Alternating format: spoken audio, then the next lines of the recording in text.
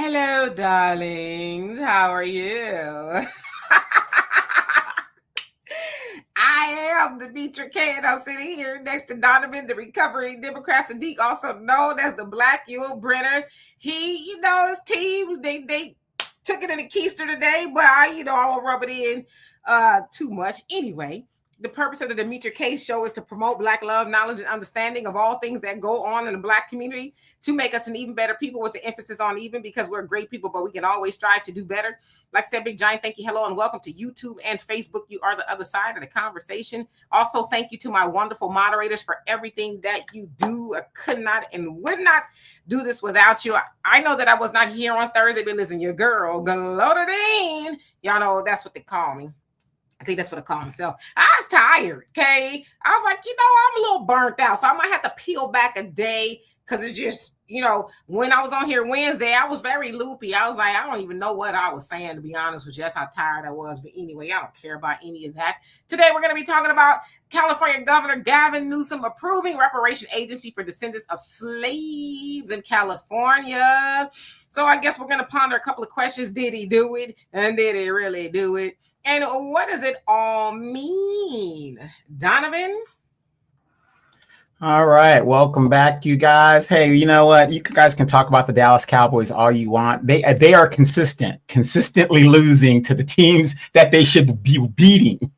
But it is what it is. Like I said, I wasn't surprised, but Demetra's going to try to smash it all in my face because I'm a diehard Cowboy fan. She said, remove that hat off my show. So anyway. All of that money they pay these guys, and the Dallas Cowboys play to the level of the team that they're playing, and that's just the facts of the matter.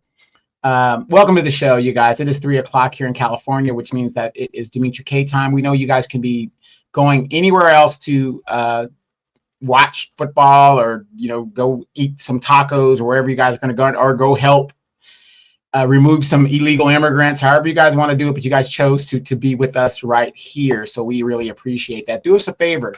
In order to keep these great conversations going, we have a scrolling banner at the bottom there. It's in the blue and white. You see it. It says, please donate if you like. You can do that by Cash App, PayPal, Venmo, Cash Money Order, whatever. Or just if you feel like it, order Demetra a Coke or a coffee. Everything is appreciated, and it keeps us motivated to keep doing the show. Also, don't forget about the African Diaspora News Channel app. You can get it on Google Play, Apple Store. The great thing about the African Diaspora app is this. Everything that you see in your algorithm on YouTube isn't what is on the app. There is original content on the app from the individual contributors, as well as other talking shows and points that you will not see on YouTube. It's exclusive to the app. So please, if you guys are interested, like, share, subscribe on your groups. The African Diaspora News Channel app, you can get it on Google Play, Apple Store. That's right. Almondo, how you doing? Says, take the money, yes, but don't start supporting her because of this. She only cares about your vote. I don't know who. Okay. So let's see. Arniba, how you doing? All right, so let's go ahead and get into it for the sake of time. So, of course, I didn't know if you guys heard. There's been so much conversation about reparations this, reparations that, all over the United States, and especially California. California kind of got a little bit more attention because it sounded as though there was going to be, a reparations issue. Of course, you know that in 2020, there was a commission fashioned, and there was a whole bunch of people from all over sitting on a commission, and it took about, 4 years or so for them to determine what would be necessary. Of course, you guys remember infamously around this time last year, the California Legislative Black Caucus was supposed to take some reparations bills to the floor for either Gavin Newsom, the governor, to veto them or to pass them, right? Well, neither one happened because what they did was nothing, right? Now, y'all remember Assemblyman Isaac Bryan. He was the one that had his arms crossed, and he was going back and forth with, at the time, Assemblyman Bill Esseley, who is now working for the Trump administration. And they got busted doing nothing. As you guys know, there's a whole host of Black Californians in the vestibule waiting for the good news to see what would happen. But again, nothing happened. So the summation was that they being the California Legislative Black Caucus, was blocking for Big Daddy Gavin Newsom so that he wouldn't have to veto it, because that was kind of the word that he was going to do it. But hey, y'all, just Y'all do what y'all need to do, so I don't even have to do it, right? Anyway, so let me put this up here. So this is the new headline that basically says Gavin Newsom approved slavery reparation agency. The California governor signed the bill 5 years after he created a task force to study how racist policies have affected descendants of slaves.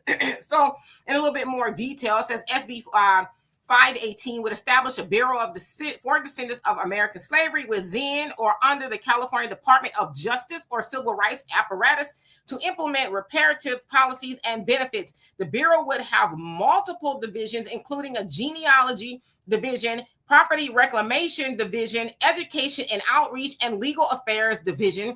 One of its core responsibilities would be to verify who qualifies as a descendant, quote unquote, of U.S. chattel slavery, and require proof of descendant status as a qualifying criterion for benefits that the state may authorize. Now, for those determined to be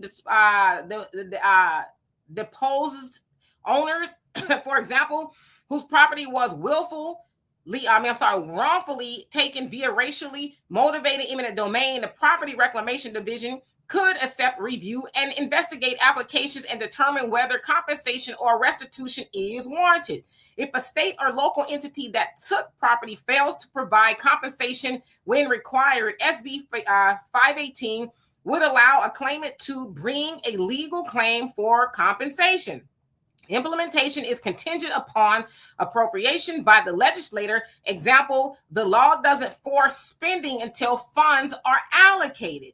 The bill includes findings and declarations regarding gifting public funds, new duties on local entities, and state reimbursement rules for mandated local programs. The bill also expresses in its legislative intent that as the Bureau's scope grows, it may advise on reparative remedies to address broader harms of segregation, exclusion, discrimination, etc., affecting both descendants and non-descendants.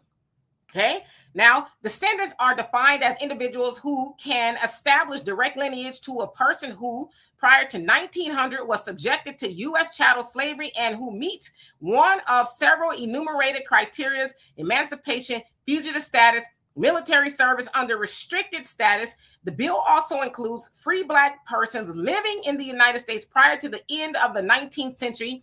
In its earlier versions, though later versions refine the lineage-based definition. As of its enrolled status, SB 518 was passed by the legislature, Democrats mostly, and presented to the governor. It is a part of a package reparations-oriented bill. For example, SB 437 works in tandem with commissioning genealogy research. Now, here's where we get a little bit more into the opposition. SB 518 faces several criticisms for civil society groups, legal experts, and grassroots advocates. Key objections include critics argue that SB 518 is tied to SB 37, which commissions a genealogical research in a way that delays implementation indefinitely. The Bureau cannot fully function until the genealogical methodology is in place. Thus, reparative benefits get postponed. So basically saying that, one bill, so the establishing a genealogy has to be put in place first before they do anything. Otherwise, they're saying it just will stall. Now, some argue that instead of delaying more research, the state should move to reparations without existing knowledge. So basically, we don't need to keep on studying what we already know. Now, strong concerns have been raised about privacy of genealogical data, genetic information, and how the data might be stored, disclosed, or misused. Some opponents are alarmed that the Bureau would be housed under the Department of Justice, a law enforcement body, increasing risk of surveillance or misuse. Opposition testimony warns that genealogical and DNA records, are sensitive. Critics say the bill has no protections at all for privacy in its current form. Some legal analysts, for example, Pacific Legal Foundation, cited in analysis, asserts that restricting benefits to a class tied to ancestry and effectively race may trigger strict scrutiny under equal protection law and might not survive a court challenge. So basically saying because they could say, well, it's really about race and not lineage. They could say, well, per the Constitution, you can't do that. Now, opponents also argue that even though the bill claims lineage rather than race, in practice, the classification is a proxy for race, which raises serious constitutional questions. Now, closing up here, says some grassroots reparations advocates say SB 518 was drafted without meaningful input from community groups that have long advocated on reparations. They assert it deviates from the California Reparation Task Force's own recommendation. Critics also contend that the task force did not recommend further research on verifying descendant status. Many genealogical methods already exist.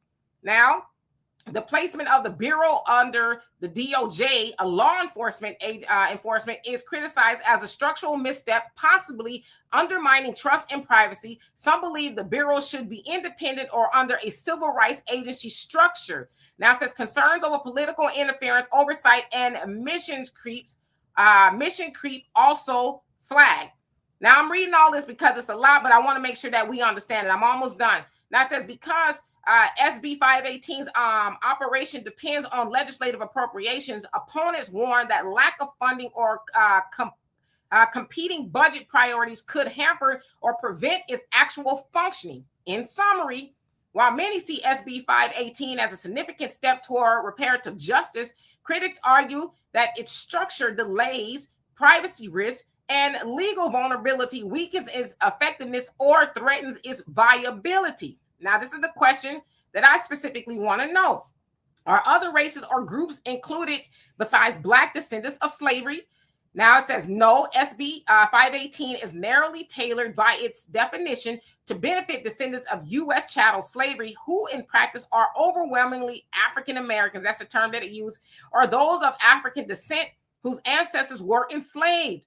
Descendants of African American chattel enslaved persons in the United States. So this is another definition. Says that descendants of free Black persons living in the United States prior to the end of the 19th century in earlier drafts. Now, it says no other racial or ethnic groups, for example, indigenous, Latino, Asian, etc., are included under the definition of descendants. The bill is explicitly intended to redress harms tied to the legacy of American chattel slavery. However, in the bill's intent, quote unquote, language, it allows for future expansions or advice to address harms in non-descendant communities harmed by exclusion, segregation, discrimination, etc. But that is advisory, not automatic inclusion. So again, Gavin Newsom signed that, approved that on this past Friday, October 10th. So yes, they are entertaining an agency. But as y'all heard, there's a lot of issues because how will it be funded? You got to get the genealogy department involved before a lot of things can pass. But then in there, and they know a lot of people won't read this, and I talked about this about a week or so ago. They know a lot of people won't read it, but that it does say that non-descendants can also be included later, because specifically it talks about the eminent domain, because there's a lot of people all over the United States, but specifically in California, that had their land taken by the government for whatever reason, and they weren't all Black. So basically it's saying that Latinos can say, hey, my family's land was taken, or, indigenous, when I say indigenous Indians can say, oh, my land was taken, which we know they've been compensated to some degree. So many have said this is potentially a nothing burger. I've seen a lot of y'all say that, Gavin Newsom may be running, let me take this down, may be running for president. There's no proof of that yet, although it sure maybe looks like he might be in it. It's kind of early too, because Trump hasn't even been in office for a whole year. But when I think about, is he doing this to win over Black voters? Now, California-wise speaking, there's less than 6% of Black people in California. Now, if you're talking nationwide, that might have some effect, but let's keep it a buck. Gavin Newsom is a Democrat, and Black people are still going to show up for the Democrats overwhelmingly, no matter who or what it is. So, Donovan, what say you? And then I'm going to get to you guys' comments. Thank you for bearing with me. I just want to make sure that we understand, because what I hate is for people to take a snippet of a headline and run away with that without getting the details and the particulars. So, Donovan.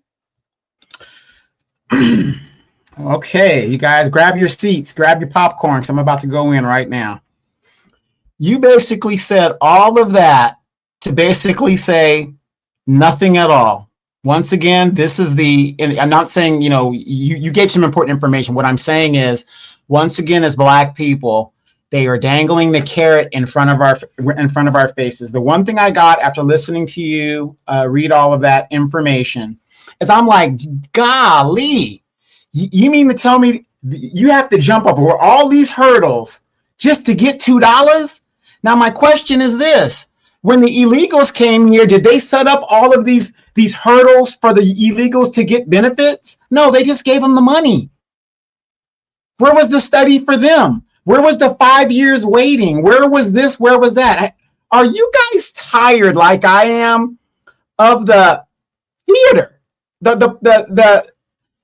When it comes to Black people, we have to be track and field. We're the ones that have to jump over the hurdles, do the Lindy Hop and all this other stuff just to get $2.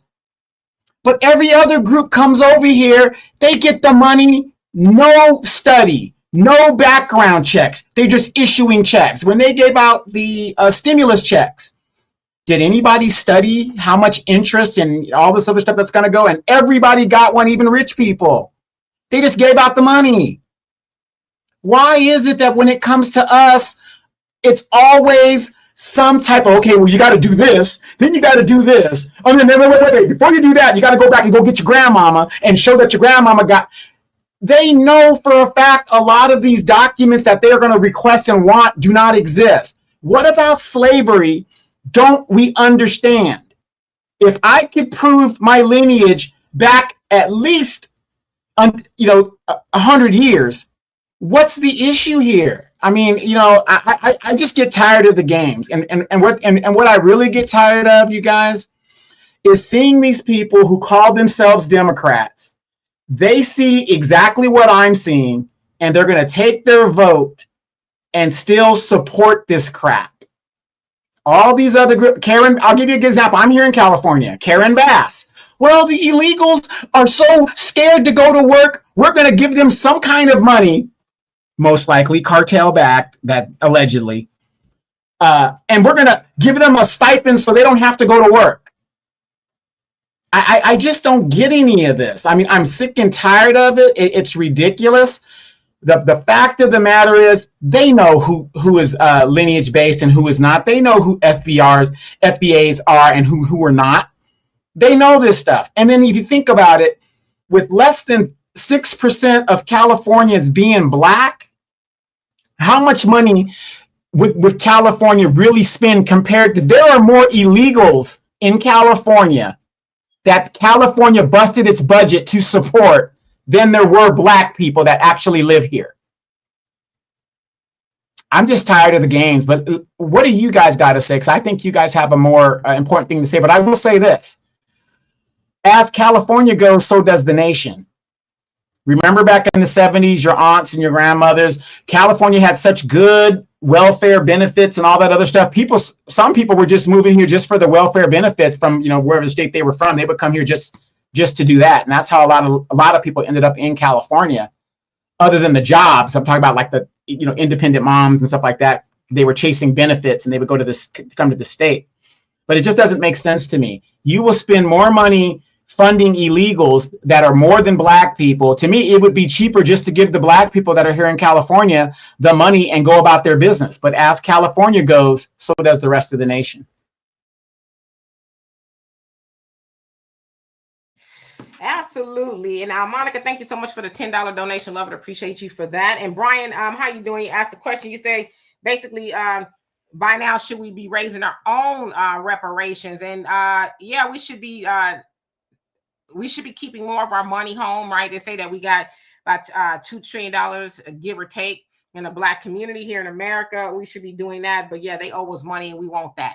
We want our reparations. They owe that to us. Never was given to our ancestors who were told that they would get it. And all of the horrors in between that, even up to this very moment. So yeah, we want our money. So we can do both. We want our reparations, and we should be practicing group economics. So hope that helps. Zaya, how you doing? So another lies, fairy tales, and reparations from the demo rats to get the gullible black vote.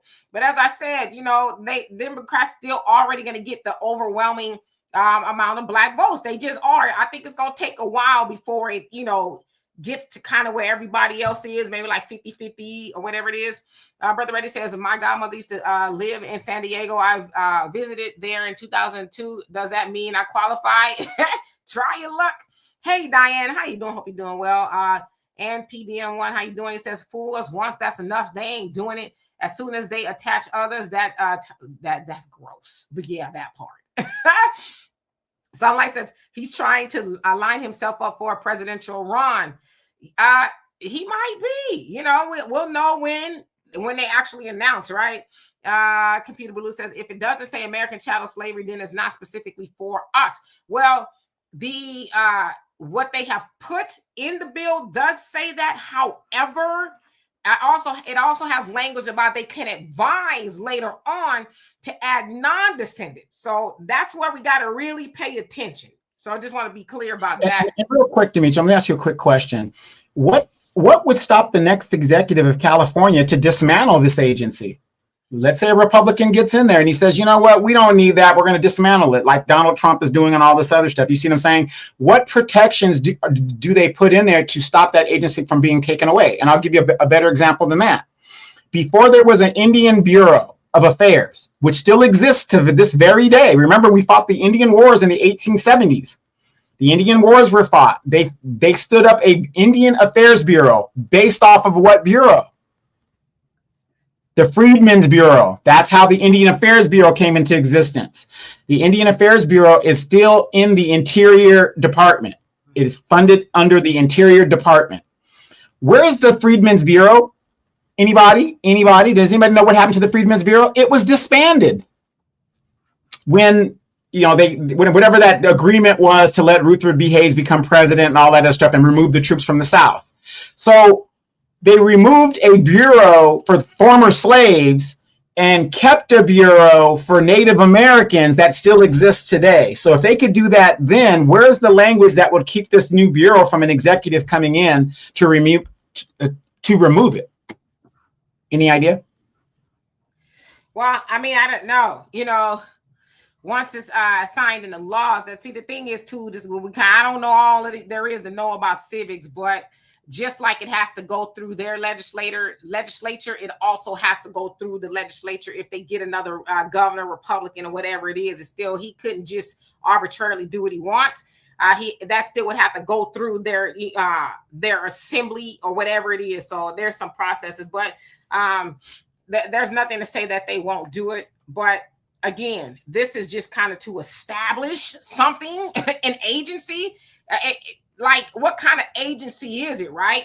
It doesn't say Freedmen's Bureau. That's not what it says. It just says an agency. But as a lot of people who are opposed to it, a lot of those were ADOS groups. Now, not the one that's been trending on X and all that, not that ADOS group. A lot of them that's been in the game for a long time is saying, you know, there's so many questions. How does it get funded? And, you know, the genealogy part of it, that should pass first. That way we don't have to waste time because you pass in an agency, but you're not establishing the genealogy portion of it to say, okay, let's figure out who is who, right? And again, they raise questions in regards to the privacy. It's like, why would you put the Department of Justice in charge of holding people's information when Black people in general do not have a trust of, you know, the injustice system here in America? So if there's a lot of flaws, so there is no guarantee that whoever comes in next will try to reverse it, but it has some steps that it has to go to. So I just want to be clear about that. Brother Dion, how you doing? Long time no see. Says, why is reparations limited to slavery? Like, shouldn't vagrant laws over the 100 massacre across America to steal Black land, Jim Crow, redlining, Great Society Act, crack epidemic, etc., be included? So a lot of that is included in different languages throughout the United States, right? I know in California, it doesn't just address slavery. It does address like redlining and things like that as well. So, but I agree with you. I mean, they could be adding stuff forever because there's always something going on, right? All right, let's see. Monet, how you doing? Hope you're doing well. I'm gonna skip down so that I can catch up. Kevin, how you doing? May, what's going on with you? Say he's gonna run for president and he'll probably win, but don't go for Black California. Fool me once, but again, as I said, Black Californians is that many people there, so I don't know how much, which is why, to everybody's point, that's why California operates the way it does in regards to thumbing its nose at Black people, because it ain't that many people there. But see, this is where we gotta, because in a sense we squandered away our power in regards to voting in some places, and we were told not to do that for a very, very long time, especially by that of Dr. Claude Anderson, but we did it anyway, right? We voted as against our betterment, instead of sitting down and saying, okay, wait a minute now, if I vote for the Democrats, keep voting for them, what does that actually mean for us? Because we know that now it actually helped get the United States of America in regards to immigration where it is.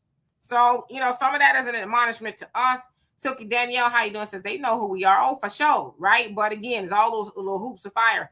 Brother Arniva, he says, by the time they establish the agency, the election will be over. Exactly. So, and Pookie, how you doing? Says, whatever country is responsible for colonizing, they should pay reparations to those people. Absolutely. Caribbeans, wherever you are, they have, the British Commonwealth or whoever it is, do that. Let me skip down just a little bit. Oh, I got to the bottom. Protect fam, how you doing? It said Newsom will never be president. That's funny. And Claire, how you doing? He says, hey Dimitri, yuck. I think you're talking to Donovan in chat. He says, I will never say Gavin will win. That's putting that energy out there. He will have to make this happen now. It remains to be seen. Right. Well. Can I say this? If you've seen California under the 8 years of Gavin Newsom and see what it looks like, this place is bombed out. That movie Escape from L.A., Escape from New York, that's actually what California is right now under this democratic regime of Gavin Newsom. It is bombed out, and if the American people cannot literally go and see, or if you have not heard about the homeless everywhere, the crime and this, that, that is the America you will get if you vote this clown in the office. And, just to be all fair, in fairness, yes, it's gotten worse over the last, I'd say 8 years or so, but California has been trending downhill for a very long time. There's always been a skid row. There's always been, homelessness and crime and a whole host of other things, right? There's always been immigrants there even before Gavin got there. So did he exacerbate what's going on? I guess one could argue that, but did he create it? I would say no. And listen, I'm not a Gavin Newsom fan at all, right? But I think we should, really be fair in our assessment of things. I don't know if Gavin will be president. If he runs for president, I think that he'll have a really good shot. I think that he will. And I say that because just like nobody or a lot of people didn't think Trump would get back in office, he's back in office because, again, they be doing too much on the left and they do too much on the right. And so what ends up happening is kind of like a ping pong effect where people say, okay, yeah, we don't want no more of that. So let's go back to here so we can try to see if things will get better instead of just, let's get somebody that's, more of a centrist, moderate, I guess, in the middle that could, I guess, be a president from that standpoint. Well, I will say this. I'm not saying it's not possible. I say it's very, very slim possibility that he would be president because he has too many negatives going for him. He is the nephew of Nancy Pelosi. He allegedly slept with his best friend's wife. There are so many. I said allegedly. Oh, wait. So with all of these things that he has, who knows what else is going to come out of that can with Gavin. I'm not saying it won't happen. What I'm saying is he has a long hill to climb politically to get to that. The mere fact that he's Nancy Pelosi's nephew, that's hanging around his neck, that's going to be kind of hard to get those red states to run behind him.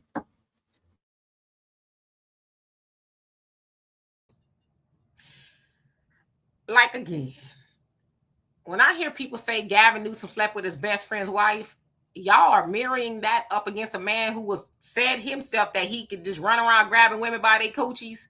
I mean, come on now. And we acting like people sleeping with people, wives and husbands, because they do that too, is a disqualifier. That is the most debauchery in the White House in Washington. There's the most debauchery. And now all of a sudden people want to disqualify stuff because they sleeping with their bed. That's the mildest thing that they doing in Washington. So it's like, I hear that kind of stuff. But my thing is, Tell me why people really shouldn't vote for these people, because there's never been, I don't know, I would never is probably strong, but I would I'd probably estimate that most of those people who sit in that White House or in any politician office got some skeletons going on in their closet or under their desk. So that to me is like, okay, what else y'all got as far as, oh, he slept with his best friend's wife. You got a man who been to slept with everything that ain't nailed down. But yeah, he slept with his best friend's wife. See, that's why I said too, with the foolishness so far over here and over here, that's why you're gonna have that ping pong effect. Because like, talk about stuff that he really shouldn't be elected for, not because he slept with his best friend's wife, allegedly. Well, the thing is, again, we got to be real in politics. And like I said, I eat this stuff up. You have a Bible Belt. There's a lot of voters in the Bible Belt that still cling on to these old values and stuff like that. That's going to be something that's going to, like I said, I qualify. I'm not saying he's not going to get elected. The fact of the matter is that does play a factor in how some people vote, especially in the Midwest. That is a big, big thing with those people, even though it's hypocritical. Like you said, I agree, but people still deal with that type of situation. And then who knows? The Epstein list might come out and, names might be on it. So that could be something as well, too. So we will see. But see, and you bring up a good point with that about he slept with this and, Donald Trump, and you guys that are bringing up Donald Trump could get elected, whoever elected. This is why I say, why does the Epstein list matter? Mind your business. It don't matter. That's their personal. Oh, it's children. So what? So what? What does it matter? Again, he's sleeping with another person's wife. Why does that matter? Like you guys are telling me. So what? He's sleeping with other people's wives. Allegedly. So what? This is what we're talking about. What's important to some people is important to other people and vice versa. And like you said, I agree. You got far left and you got far right. You got to come to the middle. But in politics, these type of things do matter. It just depends on who you ask. Like I said, I don't know. Like if I'm thinking about somebody sleeping with somebody's wife or whatever the case is, I think that's an issue between them and their wives and their inner circle. Can it denote how a person will run the country? Yeah, sure. But that's probably why the country been running bad ever since there was a president, because ain't none of them been righteous in the White House, right? So that's why I said when we disqualify people, and listen, I don't think that Gavin Newsom would be a good president, so don't mistake me in that. But what I'm not going to be running around doing is talking about he slept with his best friend's wife. Like I said, when you got everybody in there that's been doing something. They said when Charlie Kirk's funeral was going on, the gay app Grindr, it was red dots every damn well. Right? So it's like, well, who are all these Republicans and their right-wing people? Y'all the family value party, but the Grindr app is lit up. What, y'all doing a sting operation? What y'all doing? Why is the Grindr app so hot to trot next to the funeral? And y'all all right. See what I'm saying? So I don't care if you want to, get your booty tooted by another dude. That's your business, right? I just don't want to know about it. You know what I'm saying? But why you getting your booty tooted? What are you going to do to make my life better? That's all I'm saying. You know what I mean? I don't know. I got a little too much rest, okay? A little too much rest. Hey, Eddie, how you doing? So the Bible Belt is where it goes that you went. That's where the Grindr app is at, right? In the Bible Belt. Keyshaw says, don't be surprised if Hillary run in 2028 for president. She might. I don't know. Hillary's pretty up there. Her. Oh, by the way. So her and Bill celebrated their 50th anniversary. I hope she pours some hot grits on them, and at least in some of those 50 years. Protect Family said, Demetri, I'm surprised you like somebody like Newsom. Did you hear me say I like somebody like Newsom? See, that's because I got a lot of rest. And when your girl gets some rest, I was told the other day that I'm hyper, and I'm like, I guess maybe I am.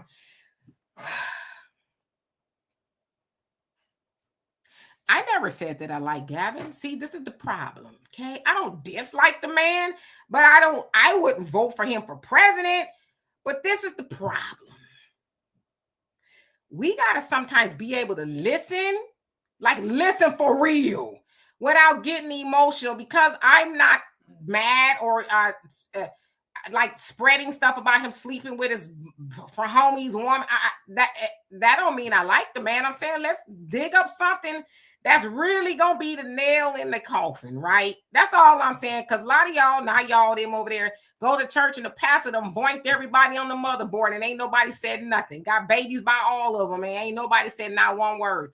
So I'm just saying, I'm not saying it's right, but I'm saying let's really get something like, oh, he had the California Legislative Black Caucus block reparations allegedly for Black people. Like, to me, that's the stuff that matters. Not that he then got sideways horizontal and gave his homie's wife 2 minutes of fun.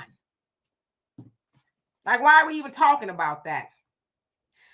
Jesse says, gruesome Newsom has no morals or values, just like Trump. That's the point people are making. They all corrupt. Are we under the impression that there's somebody there in Washington that's, above moral ground? Yes, AOC.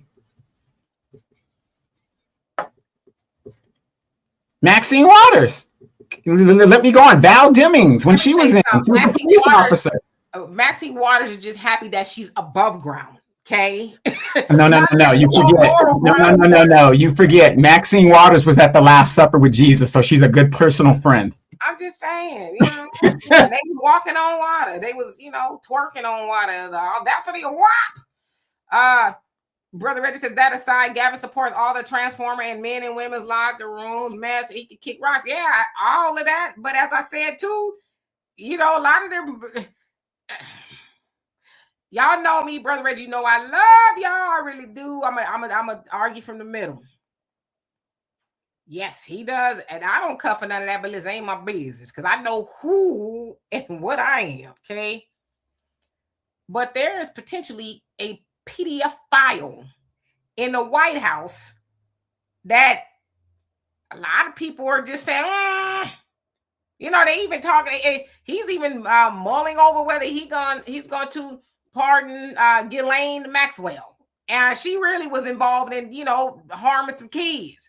So I hear what you're saying, but it's like, where do we find the moral ground? Like, if we're going to talk about morals, where is the moral ground? Like, where should we say, okay, all of this is on the table or all of it is off the table? Like, what are we doing as far as morals are concerned? And I'm not saying they don't matter, because they do, but I'm just asking.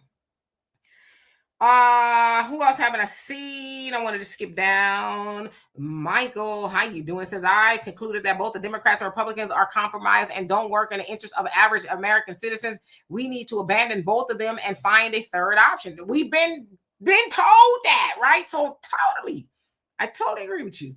Window, he says, yep. Variables, then moving parts are super crazy. Yeah, the moving parts will get you messed up every time. African Native says, my daughter turned 8 yesterday. Well, happy birthday to your lovely daughter. 8 is, I remember I was 8, like 40-something years ago. But tell your daughter we said happy birthday. Yes, Arneba, booty tooted. That means, yeah, but all that. He might, you know what I'm saying? Claire says, Gavin a goofy, but if he approves reparations, then I'll listen to the ancestors on this one. Yeah, I mean, that's something to consider, right? If he does reparations, but like I said, I'm a California native, okay? Born and raised. So I don't really cut for Gavin. I mean, I see the foolishness that he up to. Norma says, sometimes we have to vote for the lesser two evils and then make that evil. We voted for a lame duck president by voting for the opposite party in Congress or letting the opposite party take control. Now, I agree with that too. A pretty good degree. I do, because there needs to be some checks and balances, because as y'all see now, there is none, right? Jamal, how you doing? Says, evangelical vote for Trump and support him to this day. You can't get no older than that. I think you're trying to say, yeah, that's is wild, right? But then again, like I said, check out my video on the African Diaspora News channel next week. I got something to speak to that. Arson, how you doing? You say, hi guys, how have you been? We're doing wonderful, no complaints. Lily, how you doing? Hope you're doing well. Silky Daniel says, old as hell. Brother Dion says, I don't think a Democrat stands a chance to win next presidency. I didn't know it. A lot of it remains to be seen. It's like three years from now. Anything can happen. I tell you all the time, I don't think Trump is going to finish his presidency. I don't. I don't know, something's gonna happen to him. Y'all see that tweet that he put on Truth Social last night in the middle of the night? Because see, stuff like that make me think, oh boy, ain't gonna be here long. Because he was basically saying that, and I'm paraphrasing, but Biden put 247 FBI plants, if you will, during the J6 or whatever. And he was like basically paraphrasing, he needs to be responsible for that. And people you can go on Twitter right now or X, and they're like, dude, you were the president then. Biden wasn't president. So how are you blaming Biden for any of that? Biden was nowhere even in office. Now, he had been elected, but he had not been sworn in yet. So a lot of people are saying, what's wrong with this dude? Like, you literally were the president. So how are you blaming Biden for this? So I just see the dude. I don't know. I think Trump is, I don't know. Well, Demetra, I agree with you what you're just saying. It isn't just Trump. It's like I said, when a generation of leadership stays in there too long, they're all going to have, not all of them, but a good majority of them, you're going to go through cognitive decline. And this is the problem in America. We are electing the baby boomers should have been out of office 25 years ago. It should be Generation Xers up there right now. And then Generation Y getting ready to take over leadership, because we would be into our 20th year ourselves. This is another reason why the country is so jacked up, because these people don't know when to leave. Yeah, but the other thing too, Donovan, we don't know when to make them leave. Like, why? Like, Connor, think about it. What is the logic behind? And listen, I don't know Maxine. I'm sure she's probably a lovely woman outside of politics. But Donovan, honestly, what is the logic of continuing to vote her in office? What's the logic? Well, there is no logic. I mean, like I said, for those of you guys that don't know, Maxine Waters does not work for Black people because there's not enough Black people in her district to really matter. She got reelected under 70% of Hispanic votes. As long as she's going to do the Hispanic agenda, hey, they don't have a problem with her. But the minute she steps out of line, she's going to be gone. But most likely she'll be carried out before she gets voted out. But here's the thing. Here's the thing with all of that. Term limits. Anybody? Term limits? That would alleviate the problems of generational stacking of people staying too long. There's got to be a way to do that. And I believe that if you're in the Congress, you should serve no more than 10 years. That's 5 terms. You get 5 terms, 10 years. If you're a senator, you get 2 terms, maybe 3. And that's more than enough. The 3 years, that's what? 6 times 3, that's 18 years as a senator. That's more than enough time to fill your pockets with our money and go live a good life with you and the rest of your family. But if the president of the United States can only run for 2 offices, why are we dealing with these people that keep staying in there? It just doesn't make sense. We need term limits. That would solve that problem without question, without fail. Yeah, Brother Reggie, you crazy. I mean, lovely woman, because I don't know, Matt. I don't know any of them personally. We only know their politics. So I'm just saying, without, dragging her or nothing like that, I don't see the logic of continuing to have her in office. I mean, Maxine, like I said, my Lord, she's up there in age, right? And sometimes she just be screwy-eyed, just be there, right? I don't know. So I'm just like Maxine, Jim Clyburn, all of them. And I don't want to engage in ages. Look at Dianne Feinstein. I mean, it was a crime what they did to that woman. That was a crime.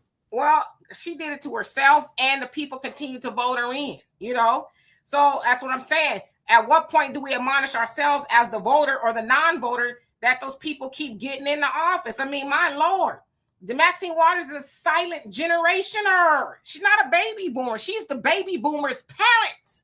Or he could be, right? Or whatever at the tail end. So I say all that to say, I mean, what else what is she doing there? What is she, does she even know how to use it? Reclaiming my time. Give me your number, whatever, and I'll call you, homeless person.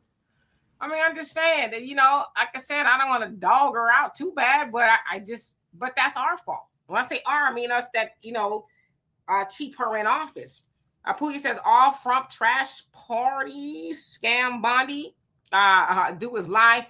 They do be lying. Yeah, I think we can concede they do be lying. And as y'all said, yes, Stephen Miller, apparently it appears that he is running the White House. Yeah, Trump, he seemed like he might be a little on the tide side. And by the way, Stephen Miller is from Santa Monica, California. He is a Jew, and he's one of the most racist people you will ever know. Isn't that strange? Well, we want to be careful. We want to be careful of the things that we say on here.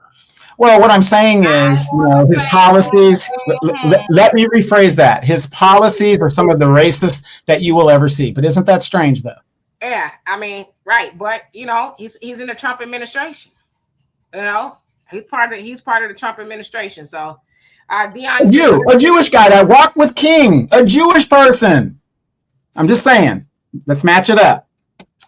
Zionist. Yeah, he's really a Zionist. Dion says, I know this sounds crazy, but they're going to make a black man president next to gain favor with the next superpower, China, BRICS, because of its alliance with Africa. But what would the black president do in regards to that? I mean, we've seen what they tried to do. That one general or captain, whatever he is, tried to go in and speak ill of Captain Ibrahim Traore. So ain't no black man going. That's a Trojan horse for sure, I would imagine. Yeah, I'm going to say this. I know a lot of people aren't going to agree with me. Everybody that is alive today, you will not see another black president in your lifetime. And I'm going to say that right now. Mary, how you doing? Says, I wouldn't vote for him if he was telling the truth. Democrats are desperate to get black people vote back. Thank God the baby boomers are still there, the ones who love our country. Yeah, if you ask me, I don't think the Democrats are trying to even get our vote back. Honestly, if you're really paying attention, they're still really, crashing out for the immigrants. They're not even really talking to black people. I mean, even Mayor Brandon Johnson in Chicago, he coming up with all these safe zones and all this stuff to protect the immigrants. He ain't, only time Brandon Johnson talks about black people is when he talked to black and brown. Oh, well, they doing the immigrants like they did our ancestors. Or he keeps talking about the Civil War stuff. Like he wants to, they're trying, the South, the right wing are trying to get a do-over with the Civil War. And that's to invoke fear in us, right? Like if y'all don't get involved with this immigration stuff, then y'all gonna be back on the plantation type stuff. So I don't hear the Democrats really even talking to black people at all. Yeah, and it's funny that you say that. They were there was a program I was watching, and I don't know if you guys saw Chuck Schumer. He was on some program, and they were asking him about the black turnout in the last election, and he says, "Well, we've got Warnock working on this, and we got Cory Booker working on the turnout for the black vote." And when he said that, I'm like, well, they asked you, what are you doing about the black turnout? And Chuck Schumer deferred to these other people because, matter of fact, the part of the autopsy of the Democratic Party thing came out 8 months after the election. And one of the major things was the reach out to black men and, the black vote. And what they're saying is, I mean, they've acknowledged that, yeah, that was a big mistake because they don't even want to come and talk to us. Because again, when you give 90-something% of your vote to one party, why should they have to come talk to you? You're going to give them your vote anyway. And with the loss of 15% of that vote that cost them the election, that partially cost them the election, they see that that's a problem. And they're basically asking him, what are they going to do? And he had no answers. He had no answers of how to get the black vote back. Yes, indeed. Rock Bush, how you doing? You say I'm a coward. Well, my mama would beg to differ, okay? And my mama's going on, and my mom said I was one of the most courageous people that she ever met. She said she didn't like everything that I did. She was, a little bit fearful because, see, my heart don't pump no Kool-Aid when it comes to this. But I tell you what is cowardice, since you call me a coward, what's cowardice is knowing that we got black platforms like the African Diaspora News Channel app and other ones, but black people won't go over there. Black people rather sit on these white folks' apps and cry about what we can and cannot say. That's being a coward. But I'll tell you one thing, a lot of y'all, y'all ain't gonna risk what y'all got going on. Y'all want everybody else to put it on the line. See, my heart don't pump no Kool-Aid, but see, unlike you, I'm gonna tell you right now. See, I read. This is on my desk. I read. So I don't have to say any and everything that come to my mind to appease a couple of people. So do I know the truth? I know the truth, but do you know the truth? But as I said, until we go over to our Black-owned apps in droves to where we can go over there and say what we want to say, I'm going to say this as nice as I can. Shut your two lips calling me a coward. Please and thank you. Anyway, Facts Not Feelings, how you doing? He says, imagine a Mexican guy in a border town doing a town hall meeting and then mentioning something about Black and Brown coalition. Those Hispanics will run him out of that town hall meeting. But again, see, this is where I'm going to have to get on my perch. I ain't going to stay up there too long. But I agree with you 100%. But see, we as Black people, we have a lot going on to us, with us. But unfortunately, a lot of times we concede our power.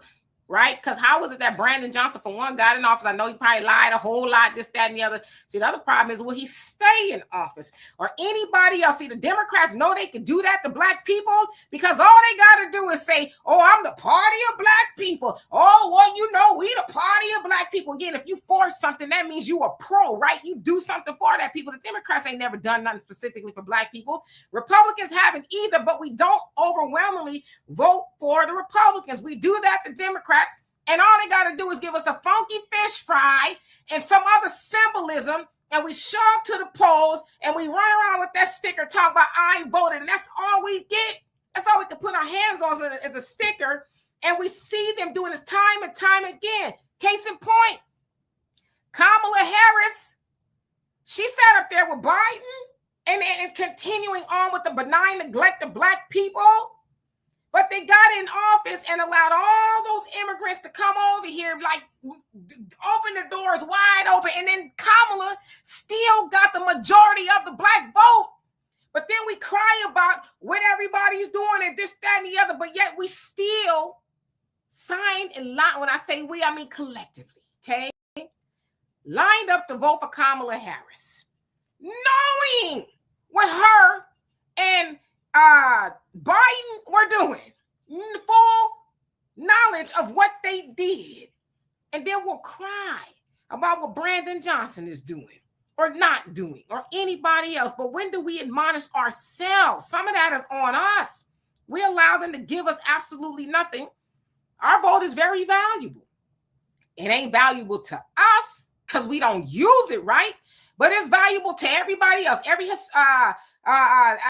immigrant that came over the borders, that was our vote benefited them.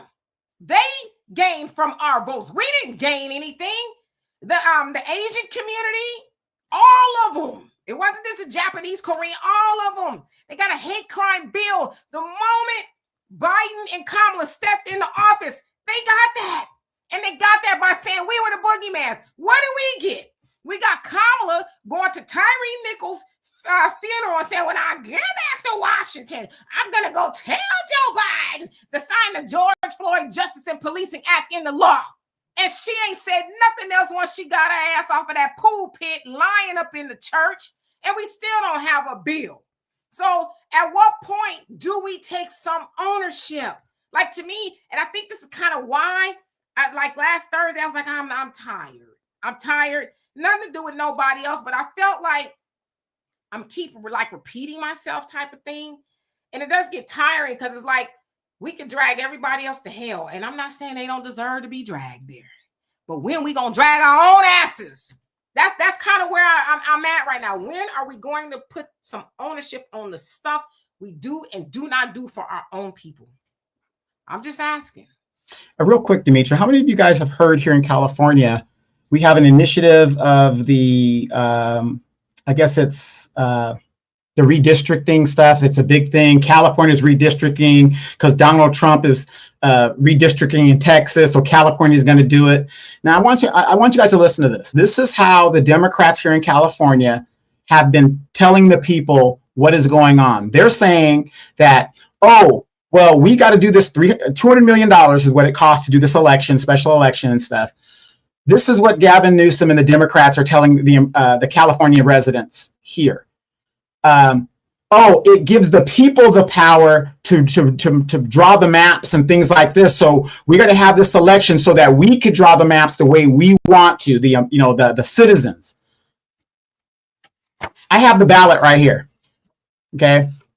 How many of you guys know that, of course, you're not from California. California years ago approved congressional maps are to be made by a citizens commission. But the Democrats have spun it to make it seem like citizens don't already do that. Because what it is they want the power back to the politician. And I'm going to read this to you guys real quick. And this is what it says. This bill, what they want to do is authorizes temporary changes to congressional district maps in response to Texan partisan redistricting legislative constitutional amendments. Requires temporary use of new congressional district maps through 2030. Directs independent citizens redistricting commission, so we already have that. That's the commission we already have. To resume enacting congressional district maps in 2031. But they're spinning it as if we don't already have that power as a person. See, and this is my problem with the Democrats. They continually lie to their supporters. We already have a civilian commission to do redistricting. Why are you trying to lie and give the power back to the politician to where you could gerrymander your own districts and your own elections? This is why California established a commission, a civilian commission, to do the redistricting. But this is why the Democrats continue to lose elections. They are not above board, and they continually lie, regardless of what the situation is. This special election, this is the only thing on the ballot, $200 million. And yet we've got homeless people, and we've got people that need food and all kinds of stuff going on. And this is how Gavin Newsom spends the money on his way out the damn door. Absolutely. And Diane Wright says we never gain anything. That's the problem. And our brother John, how you doing, says another example, HBCU grads getting upset on social media about Turning Point coming to our campuses, but crickets when people are shot and killed around or near campuses during homecomings. Well, I mean, I hear what you're saying. I don't know how silent they are. They may be saying something, but I don't see those two things going in the same vein per se, because I think they should not want to have to talk to them. We're not monkeys. We're not showpieces. We're not Autobangas or Saartjie Baartman. We're not that. And what I say by that is the white folks want to go to black campus and debate black people for what? So they can go get clicks and views and make money and say, oh, this, that, and the other. We're not on display. Like at some point in time, we as black people got to say, I don't owe you nothing. I don't owe you a conversation. Why? So you can go put all this on social media. What you're going to put on social media is me not saying nothing to you. We don't need to grant them Godspeed or nothing at all. And that's the problem. They think we owe them that. Why, of all people on the planet or in America, you want to debate black people? We ain't got nothing to talk about, because for one thing, you don't agree with nothing we saying anyway. So why are you so interested in having a conversation with us? Oh, debate me. For what? We don't agree. Fact, if we really serious about segregation, what is it to talk about? We don't need to talk about nothing. I don't think we need to talk about is what part of the earth you going to? What part of the earth we going to? But all that will change my mind and debate me? No. Go debate your mama. How about that?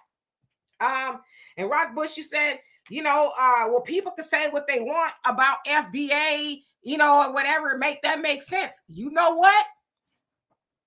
I'm going to keep using this example. I'm going to ask you this. You going to let me come in your house and have my say, whatever I want to say? If you want, your drapes open and I come in there and shut them closed, I say we closing the drapes. How long you going to let me do that in your house? You probably wouldn't let me even touch your drapes. So I say all that to say, as long as you on these people's platforms, I'm going to say this respectfully again, shut your mouth. Now, I know that's disrespectful, and I don't mean to be disrespectful, but that's what they saying. Anytime you on a white man's platform, he can say, shut up, boy, or what you gonna do about it? See, the problem is you ain't gonna do nothing but cry and complain. But if you really didn't I got too much rest. But if you really don't like somebody saying what they want to say about FBA, then watch to see your ass to the black apps where you can kind of say, because you can't go on the black apps and just run your mouth and say anything you want to say because you get blocked there too. But I'm saying there's a little bit more liberty on our own apps, but crying about what you can and cannot do on white folks stuff is insane to me. It's insane, and I cannot wrap my very big forehead around any of it. I'll be damned. There's a lot of things I would rather do, but complaining about what white folks won't let me do on their stuff is crazy. Stop that. Yeah, it never made sense to me how we want to force ourselves onto somebody else's platform or their thing and make them adapt to us. When I was going to school, or even in pilot school, the first thing I tell people who want to be pilots, you adjust to the instructor. The instructor is not going to adjust to you. So you might have several different instructors, right? They teach different ways, different techniques. You must adapt to the instructor. But for some reason, people think, well, I'm like, you got to let me in here and all this is going to be happening. So let's be real here. Demetra, 8 years now, Demetra would come over my house. She'd tell me where to put the couch, move this, put this over here. She ain't leaving until she's ready, you know, all kinds of stuff. So don't let Demetra fool you. She'll come in your house and wreck shop. Yeah, I mean, and I see y'all saying, you know, and you're right, Frank, our rights aren't up for debate. And I see a lot of people saying, hey, Renee, how you doing? You know, why not debate them? Because we don't owe them that. I'm serious. You know, why would we want to put on little monkey suits and tap dance for them? That they want to be entertained. So they can go entertain their people at your behest. That's why I brought up Saartjie Baartman or Otabanga and all the other people that they forced on, you know, these chitlin circuits, tap dance for me or whatever it is. They're not interested in it. Because do you really think that they care about what you got to say? Come on now. This is why they say study history. Nation Islam says it very, very good at saying study history. Do you really think they care about what you got to say? Do you really think you're going to change their minds? Has the white supremacists' minds been changed since? You think when our people was whining and crying and getting that, you know, wit to their backs and a whole lot of stuff? Don't you think they were saying, Master, please don't do that to me? I'm a man, I'm a woman, I'm human. Do you think they was able to change their minds? So what makes you think they're going to go to our campuses and we going to change their minds? So we got to know when we're being bamboozled. Them people don't give a damn about black people, never have, and never will. So why would you sign up? Well, I just want you to understand. Well, I don't give a damn what they think about me. And I don't know how much strongly I could say that. Yeah, I remember in the Roots when Kizzy got sold. Remember what Kizzy's mom was doing? Please, Master, you could beat me. I mean, she was pleading and all kinds of stuff, and the white man didn't want to hear it. His mind was made up. He was done. So that's what I'm saying. What you really think you say something profound where they gonna say, "Ooh, you know what? You're right. Black people deserve reparations. Let me go tell everybody." You think they're not coming to do that? Because I'm gonna tell y'all already know. And I'm sorry if I'm yelling. Please forgive me. I won't get as much rest next time. But I forgot what I was gonna say because maybe that was the ancestors. Like he was probably gonna go too far. But they're not interested. They're not interested in what we got to say. They're not. They just want to be entertained. I know what I was going to say. The ancestor wanted me to say it. Is they already think they're superior, which is why it's the false idea of white supremacy. And they wake up thinking, oh, we're more superior than everybody. Because do you think if they thought they were going to lose a debate to black folks, they would show up? Listen, I know a little bit about argumentation and debate as I got 2 degrees that made me have to learn about that, okay? Arguing is not actually debating, okay? And talking over each other with knowing this, that, and the other and ramming down, you know, straw men and a whole bunch of other fallacies. It's not good debate. It's a form of it, but it's really just arguing. Because who is the referee? Who are the judges to say, oh, well, you made a good point? Who's to do that? So they already going to these campuses or wherever with these false ideas that they're superior. I'm going to argue these Negroes down. I'm going to let them know that they're inferior. They don't deserve any money. You don't deserve any rights. Martin Luther King, you know what they really call him. Okay, I ain't gonna call him that. He wasn't this and this, that, and the other. And why would you want to argue with you? Listen, I know who I am. And one thing I'm not going to do is argue with no white folks about my knowledge of self. I don't think so. Anybody who will argue with white folks about who you are as a person, you need to go and rearrange your understanding of who you are, because people who are somebody, really kings and queens and got good knowledge of self, would never bid them the time of day. And for those of y'all who study the Bible, Jesus and the devil had one conversation. And y'all know what that conversation was. The devil's like, bow down to me right now and I give you anything you want. When he was stuck in the woods for 40 days and 40 nights, and Jesus said, Satan, get thee behind me and never come before me again. That was the only conversation they had. So I say all of that to say, we got to get that in our minds. There's certain people I'm not going to have a conversation with, because for why? So let's see. Thank you, John. My forehead is beautiful. Princess Armand, how you doing? Says, why y'all raising her blood pressure? I'm good. I'm telling you, I got a lot of rest. Corbina, how you doing? Says your forehead. Well, thank you. I do got a big forehead.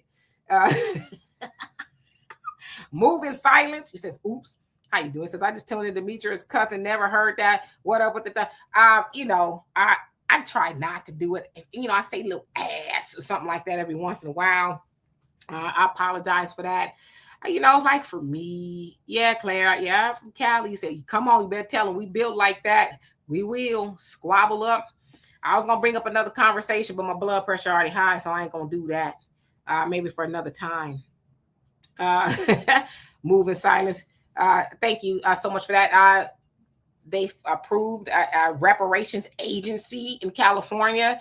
They approving means that Gavin Newsom signed it.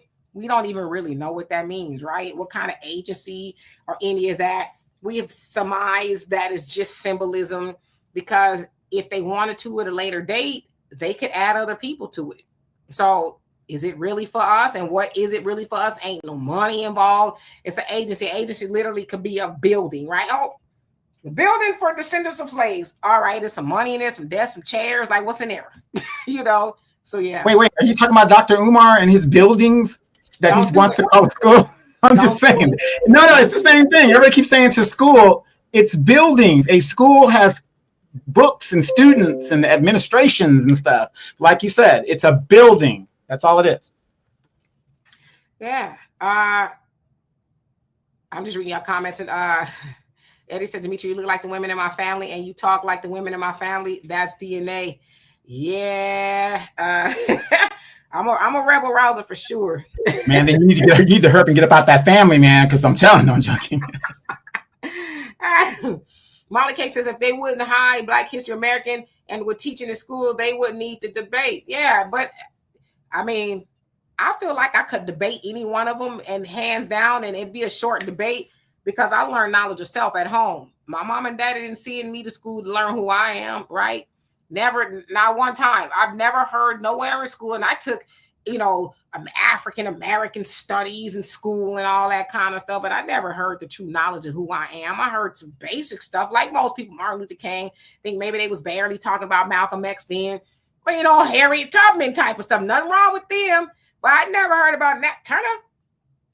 I never heard that, we was kings and queens from school.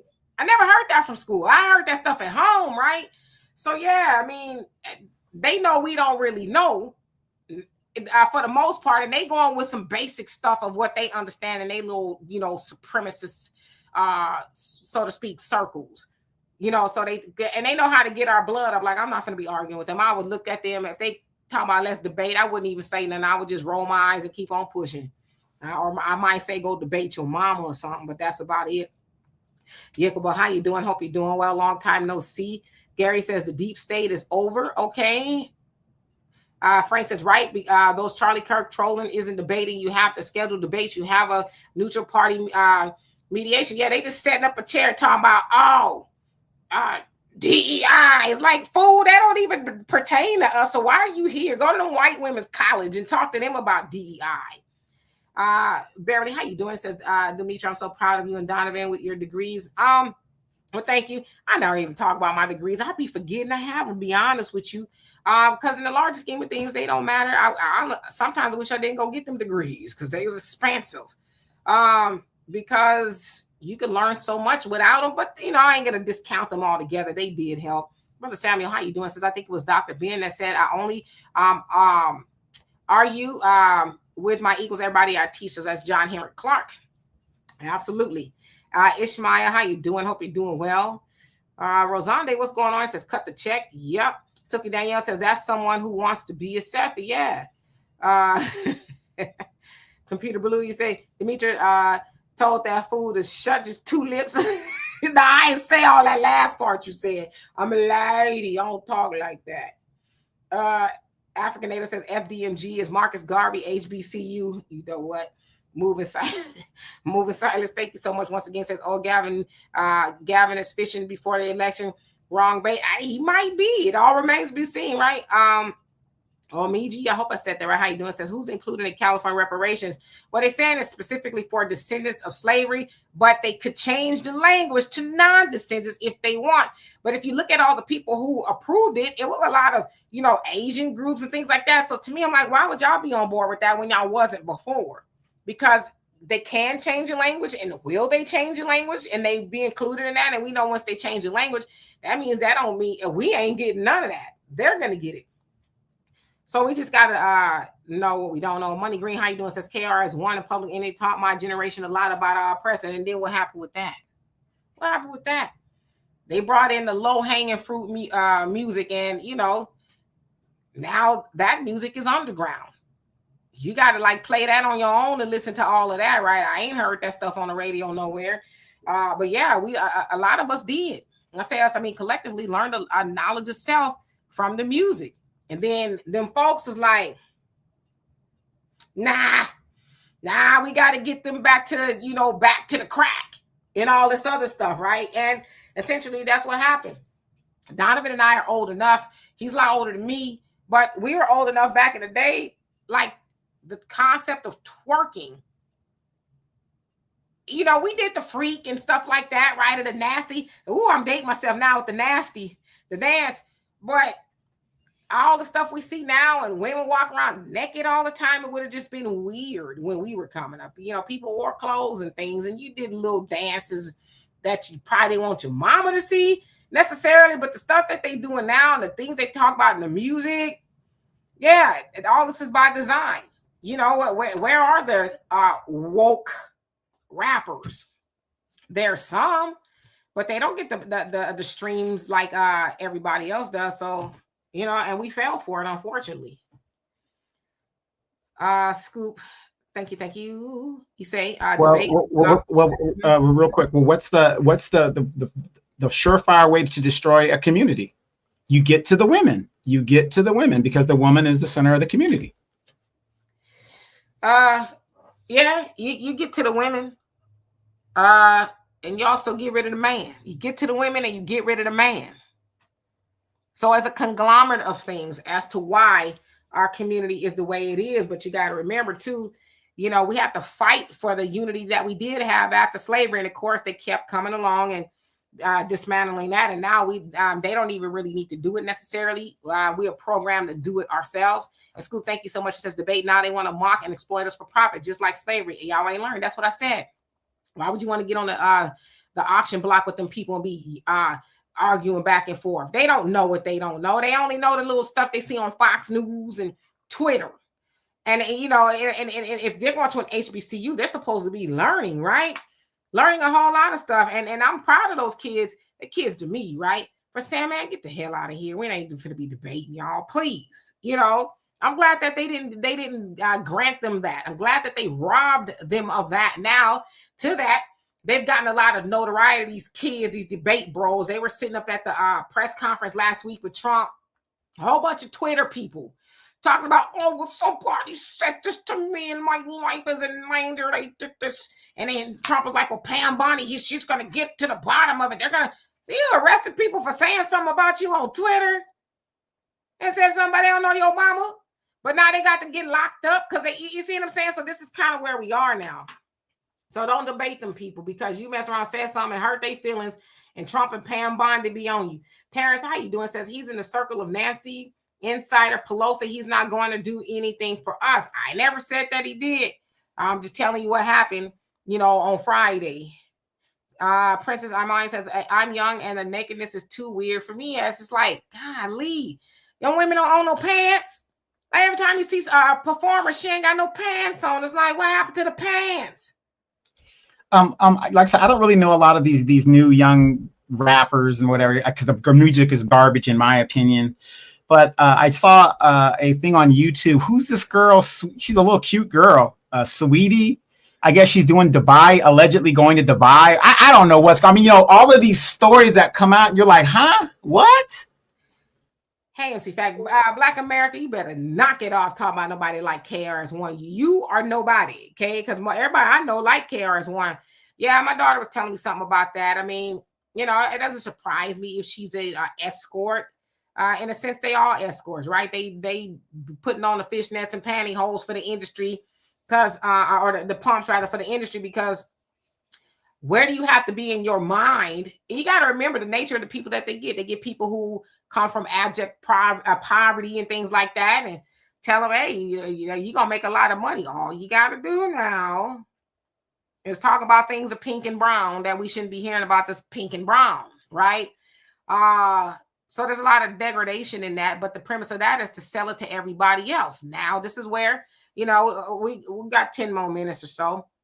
Thank you once again, Moving Silence. I appreciate that. Says some blacks got to check, the rest will fall for it. Yeah, they might, because people broke around here. I kind of want to have the Cardi conversation. I'm thinking about it. Brother Dion, you say, I understand if Newsom runs for president, but y'all don't find it suspicious that the California, not Alabama, Louisiana, or Texas, but California keep this reparation thing going like what they know. He says, this reminds me of when they took the Confederate statues down. Black people didn't ask for that and couldn't care less about a statue like they know they about to be found liable. I mean, I don't know. I think it's a conversation that's been had since they let our people off the plantation. We just ain't seen the checks. So it's a conversation that they're having, and it's this. They ain't handing out no checks until they do that. I mean, I don't think anybody should get excited about it, but we know why the red states don't do it, because they still mad that slavery's over. North, South, Yeah, and speaking for California, I would say the reason why it's a big issue here in California, because it's so expensive to live here, and blacks have been systematically impacted and targeted here. They put a $6 billion stadium right in the heart of a historically black community district in the areas like that, right there in Inglewood, South Central California. And most of the black people there can't even afford tickets to the games. But the point is, with less than 6% of black people, we don't have a political voice anymore. So if you don't have a political voice, then you have no say so what goes on. So if you're going to be a black person to stay here, you better have a significant amount of money or a significant job that will keep you in the area. So you have to fight every day. Unlike the South. Now, I was born in the South. I have family down in the South. Like most of us, we all originated from somewhere down in the South, most of us. And I'm going to say this, in my observation of, my family, I believe a lot of blacks in the South are content. And when I say that, what I say by content is you're around mostly black people, your friends and your family, which makes you feel, really, good to go. You got your little job, you got your grandkids, everything is copacetic. So, it isn't much of a priority as long as you're, when a person's content, you'll be surprised at what they let go. But here in California, it's survival of the fittest. And this is why people are stepping on each other, and we're just constantly trying to get heard. And I don't know if you guys saw in the comments there, I put up my recent city council appearance. And I keep stressing this to you guys all the time. I don't care where you are in the United States. If you are not attending your school board meetings, if you are not attending your planning commission meetings, if you are not attending your city council meetings, that's where it starts. You will be surprised at what you find out when you actually attend those meetings and what gets approved and what doesn't get approved. If you don't have any money and you want to take your wife or your girlfriend out and you want some comedy night, go to your city council meeting. If I'm lying, ask Demetria. She'll tell you, go to city council meeting. I was like, surely this is a joke. African Native, thank you for the donation. Love and appreciate you for that. Buckhorse says, DC, we're strong. Yeah. I was gonna just kind of touch on, I don't know if I want to, the whole Cardi B thing. I see a lot of criticism of Cardi B, and I've always said this. I don't care if it's Cardi B, it's Cardi F, B, G, Z. I don't care who it is.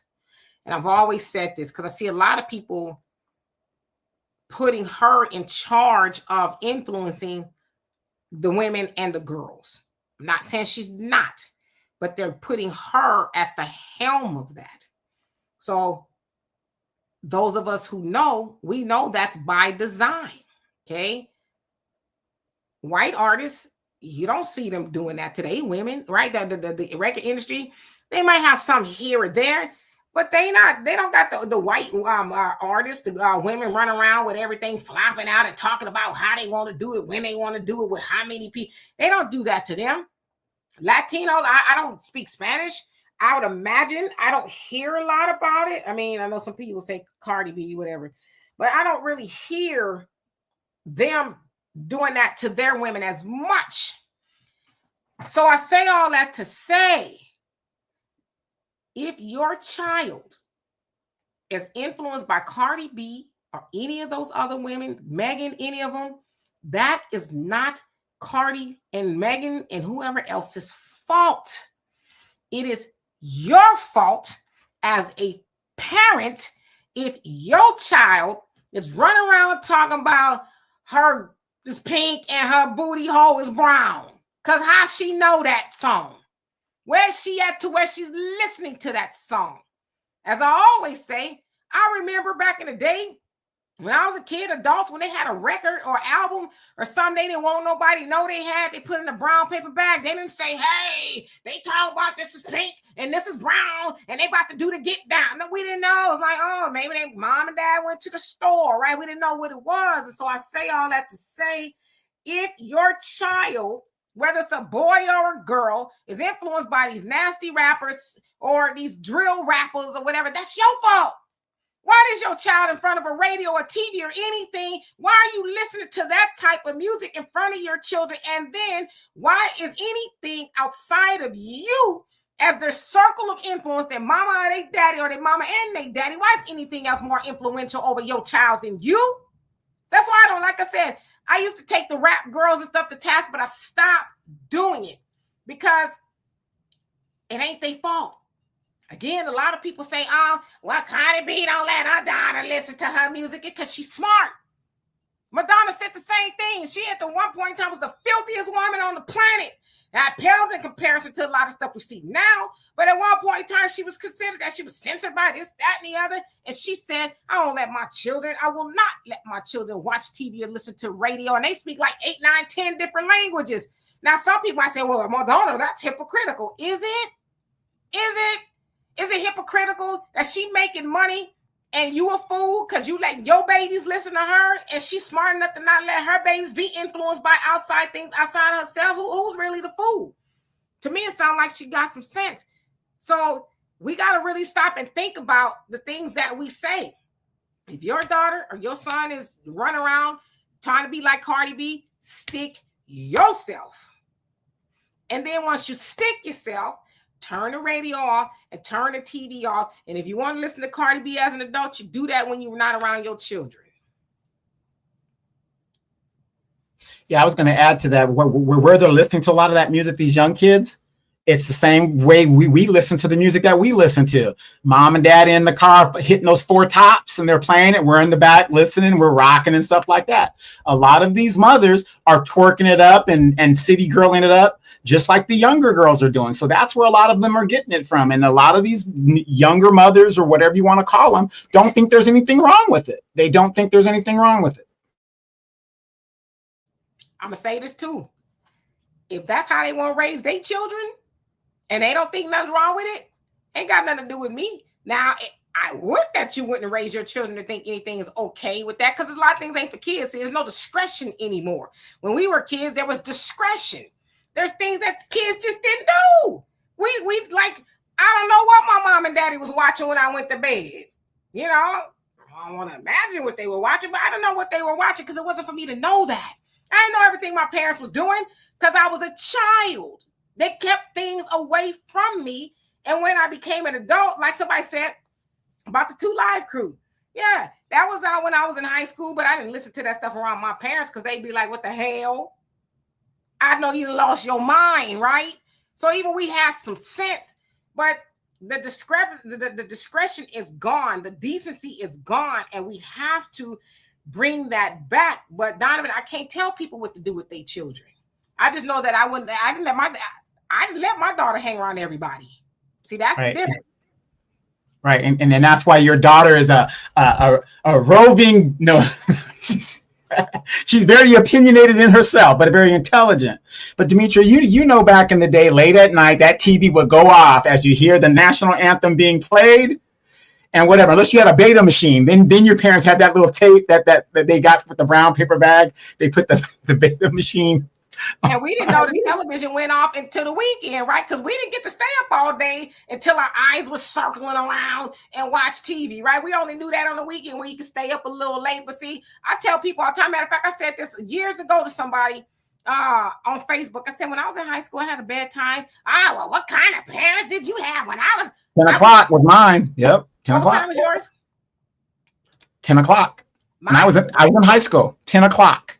Yeah, mine was 9.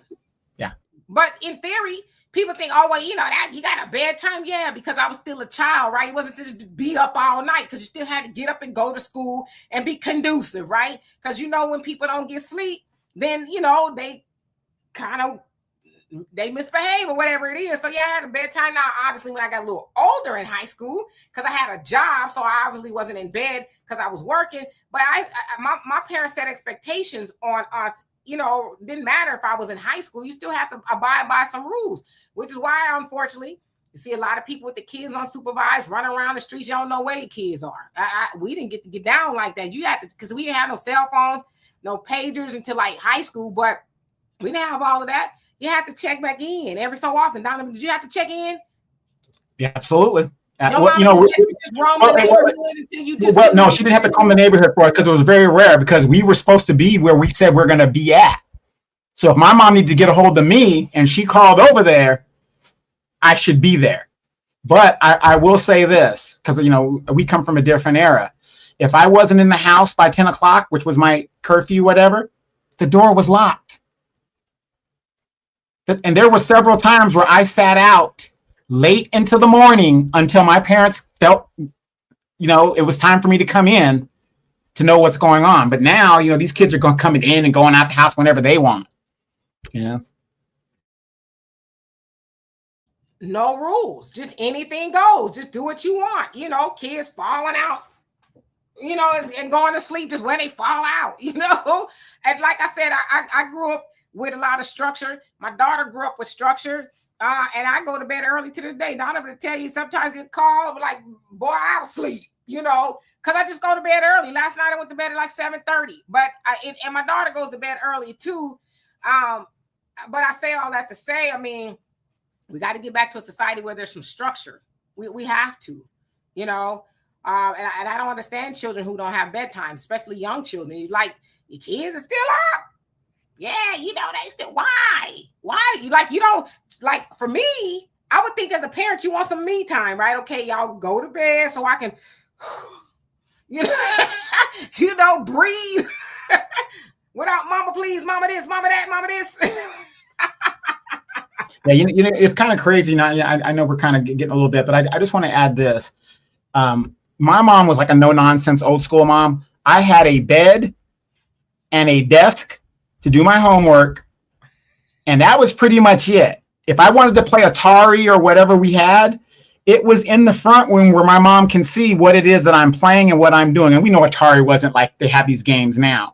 But the point of the matter was, everything we watched, my mom made sure it was something that was, you know, watchable. You know, we're big into the Andy Griffith, I Love Lucy, things that had things. But the point is, my mother always made sure we were watching what we're supposed to watch, and it met her approval. Now I see kids getting, these movies that are like horrific and just craziness to it. You know what I mean? It's just, and like you said, what do you tell that parent? And I'm going to say this, ladies, and I'm not admonishing ladies, but as much as you guys think I come down hard on women, it's the fact of the woman is the center of, if we're going to be successful or if we're going to fail, is all dependent on the women in our community.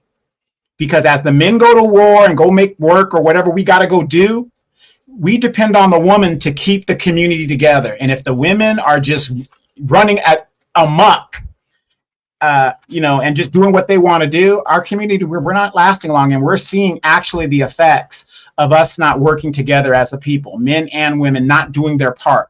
A man has a role in a society, in our community, and the woman has a role in our community. Yes, relationships don't work out. We all get that. But that still does not absolve the man from not taking care of his responsibilities. That does not absolve the woman from not taking care of her responsibility. It's like a puzzle. Have you ever tried to take a piece that doesn't fit and force it in to a fit? It doesn't work. Everybody has a role, and we've got to play our roles. And that's the problem. The women want to be the men, and the men want to be the women. And that's what I think is the problem. Facts and feelings. You said any society that centers women make women more equal than men, that society will eventually collapse. I agree with that wholeheartedly. No, but we could never be equal no matter what you do about it. Demetra has lady parts. I have a man part. We will never be equal. I'm biologically stronger than her, so on and so forth. So we will never be equal by any standard. Yeah, I mean, and as I heard a wise man say, God rest his soul, brother Gary Monroe, he says, when the men stand up, the women will sit down. I didn't say that. A man said it. And I said, you said a word there. So anyway, we're going to get out of here. Love and appreciate every last one of y'all. Jeanette says, I'm still not voting Democrat. Yeah, a lot of people aren't. Lolita says cartoons didn't have blood in them. Tom and Jerry, the Flintstones, the Jetsons, and etc. But you know what, though? They was kind of violent. If you think about it, they were. The cartoons were very violent. No blood, but dropping an anvil on somebody's head, that's kind of violent, right? And blowing somebody up. Because the Roadrunner blew up pulling out a gun and just shooting right in front of each other. Shooting you in the face. Bang. So the cartoons are very violent. So it's like, you think about the nature of cartoons. Were they priming us? And I would say, yeah, they were priming children to be, we always heard, especially when I was a kid, that we would become a society that's very desensitized, right? So you think about something like Tom and Jerry. As a kid, but as you become an adult, you're like, and it was blowing each other's heads off, and Wile E. Coyote was getting dynamites, and it was very Three Stooges, hitting each other and stuff. Right. All of that, yeah. So what were they really priming society to become? You think about it, especially in America. America is probably one of the most violent places on earth. There's violence all the time in America, and it's almost kind of like you see it on the news, you hear about it, like somewhere in South Carolina, somebody ran into a bar, and I think Friday night somewhere in Mississippi, shot up 20 people, killed a bunch of people, and it's like, oh wow, again? But back in the day, be like, what? Now it's just, again? Yeah, but remember here in California, it was one of the first incidents of a mass shooting, kind of on a national scale. Remember that McDonald's here, like near San Diego? That McDonald's that got shot up and like 7 people got killed. Everybody was, it was on the news. It was like outrageous. And then you had the first high school that actually happened. And now it's like normal now. People have been programmed that, okay, another shooting, no big deal. Another this, another that. It's crazy. It is crazy where we're at today. Yeah, T. Austin, how you doing? Since there's a lot going on. African Native says breathtaking violence in America. America's very violent. I mean, think about even the Come Up Chronicles. How you doing? You say Mystery Theater. You think about it. People get mad if you cut them off. Yeah. And follow you home. Yep. And won't do something to you, or even like down over here in Houston. I don't know if it's a Texas thing or it's a Houston thing. Probably, I don't know. the road rage is so crazy. I mean, like they found people. There's one guy's 18-year-old, sad story. He was slumped over in his car, and apparently somebody had shot him because I guess maybe cut him off or whatever. And I don't know if they ever found the people who did it, but it's like you shoot somebody to death over somebody cutting you off. So that's violence. Like, how did we get to that point to where you can't just take it on the channel? Okay, they cut you off. They probably had to get the exit or whatever it was. The donuts was, I don't know, whatever it was. Like that's violence. Well, then you also got to remember the substance abuse that's going on in America. And I'm not saying if those of you guys that engage in tweeds and all that other stuff, that's your business. But the fact of the matter is, you got alcohol abuse that numbs and stumbs the brain. You've got these tweeds that are laced with whatever fentanyl, whatever that's doing all this other stuff. I mean, this stuff is just getting it. You know what? It's where it's supposed to be if you're a believer in the end times and all that other stuff. But I'm not surprised at what's going on. The glorification of weed and black culture, I think that is something that is intentional, because you don't see it in country music. I know they use it over there, but you don't see them glorifying it. It's like we're always targeted to do it ourselves. That's what gentrification is about. You let the violence happen. You let the graffiti, the vandalism, the prostitution, all the criminal, the liquor stores, the gun stores, put it all in the black community, and hopefully we'll all kill ourselves. And that has been proven true to this very day. Yeah, so we just gotta keep educating. Yeah, our road rage is real. It's scary. I always tell my daughter, man, let these fools have it, because you don't know. Like I said, one of my favorite movies is Falling Down with Michael Douglas. Boy, I always think of that because you don't know who on their last leg of life or, mental capacity. You don't know, right? And they're like, today is my last day. And guess what? It's yours too. So. Favorite part of Falling Down. What was your favorite part of Falling Down? The whole movie.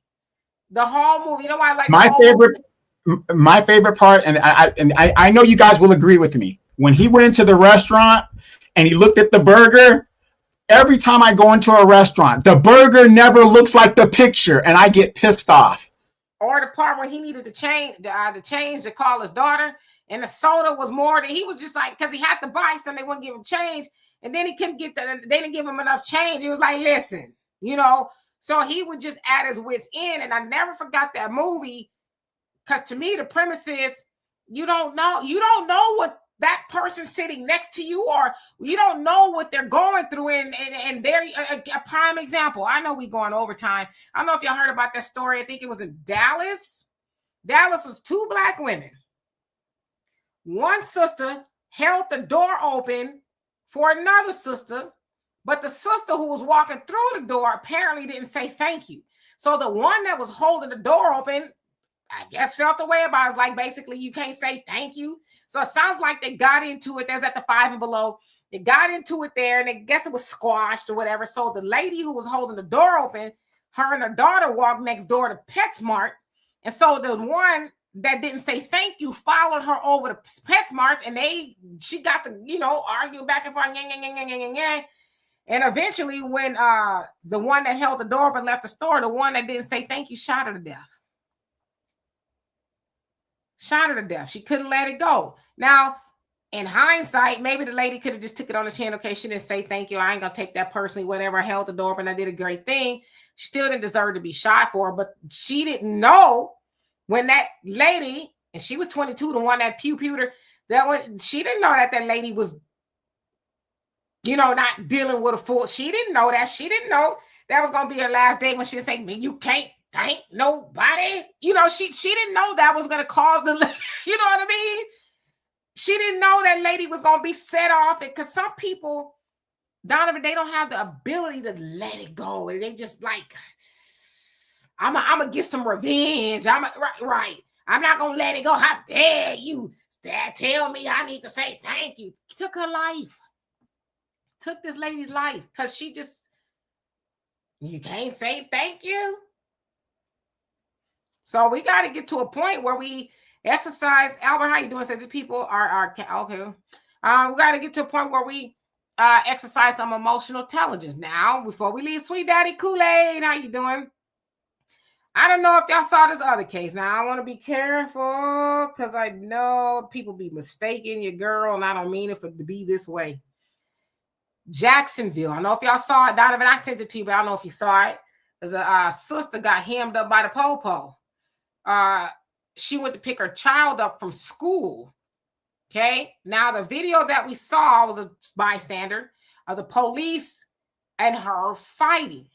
So the one we saw, he was putting her in handcuffs. And then she was, trying to get away from him. She squared up with him like that, right? So eventually he got her and tackled her down to the ground and all kind of stuff. So I actually saw that Ben Crump had posted it with no contacts or anything. So people's like, man, like, what's the deal? Because and Ava DuVernay, she says, okay, y'all post this stuff to enrage us. And she says, I'm enraged. But what am I supposed to do with it? What happened? Who is she? Like, give us the details. Y'all just posting stuff and we're just pissed off. So my sister lives in Jacksonville. My sister's a teacher and she knows a lot of police officers, as she had a boyfriend for a very long time who was part of JSO and all that. So she's kind of connected. So I asked her about it. She goes, yeah, I heard about it. She says, but there's a longer version of that. And so I went and saw it. They showed the police, the police, when they don't never release the body cam unless they vindicated to some degree. So they released the body cam. What happened was, and the police, the sheriff, he's a brother, he spoke to it. He says, what had happened was, and they showed the video from his body cam, she parked illegally. I guess she had parked on the near where the kids cross on the grass, left her car on, got out to go get her child, and the officer, he was in his car when he saw her. So he gets out and was like, hey, basically, you can't do that. And she was like, well, I'm just going to get. He says, all right, give me your license. Now I'm just going in there to go get my woo. So from that point, it got crunk and disorderly. Now, so then they showed the other vantage point. I'm going to tell you, this lady bit the hell out of this man. Like, you could see, even when they was wrestling, all her teeth marks was in his arm, and a whole host of stuff, right? Now, I want to say this too. I don't think that lady should have been beat up, or however they say the cop didn't do nothing wrong. Okay, this is what they're saying. He didn't do nothing wrong. I don't think she deserved that, because it was hard to watch. But as I got more information, I said, you know what? See, to me, the better conversation is sister. And then they found out that the lady had a restricted license, so she wasn't supposed to be driving, had 4 other traffic infractions. Okay? To me, one of the better conversations would have been, sister, your child is about to be traumatized because of your mouth and your attitude. You riding dirty, because the argument is all the children are traumatized. As I go back to the argument by Cardi B, who is to care more about my child being traumatized, me or somebody else? Now, when a man told her she shouldn't have parked there, whatever, from the gate, she should have said, okay. But she was going to have it her way. Now, not only that, okay, there's 3 other people that's going to jail. They arrested 2 other people because Florida just enacted a law where you have to be 25 feet away from an officer. You can film, but you got to be 25 feet away. Now, there's a lady who's 59 and another lady who's like 32. They got arrested because they was, saying different things to the officer, calling them all kind of names, and they got too close. And they said that was the first time that law has been used on somebody since that law was enacted at the beginning of this year. Another person will be going to jail when they find him is a youth. They said he's young because he threatened to pew up the school behind what happened to the lady. Terroristic threats. They just pull all these things out. So I'm saying it was a chain reaction when you could have just, for one, you knew you shouldn't have parked there. I'm not, again, don't mistake me. I'm not saying the lady deserved that, but a lot of that could have been avoided, sister. If you would have said, you know what, you're right. I shouldn't be parked. Let me go move my vehicle. You know what I'm saying? So, and the other thing is, before we leave, it's unfair to your Philando Castiles and all the other people who didn't even get a chance to utter a word whose very life was snatched from them from police brutality, right? And so, unfortunately, sometimes those conversations get mixed. Oh, I need to see the whole video. And then, you know what, like George Floyd, there's a lot of people who justify what happened to him. That's unjustifiable. And again, I'm not saying what happened to, because she got her whooped. Okay. I'm not saying it's justifiable, but there's a chain reaction to a lot of things. It's like, and then even her daughter was like, Mama, stop, Mama, stop, Mama, stop. It's like your child is telling you to stop. Other people kept telling you to stop, and you didn't stop. You know what I'm saying? So I know some people don't want to hear that. I'm just saying sometimes we really just gotta take a moment, just really just kind of think. That's all I'm saying. And let me add this. I know we gotta go. Let me add this. Yeah, when dealing with law enforcement, there's a thing called like mutual conversation, whatever, where, you know, he's just talking, you're just talking, it's mutual conversation. But if a cop ever comes up to you just asking questions, they're conducting an investigation at that point. And if you do not want to participate, you can just say, hey, I want to break contact and go away.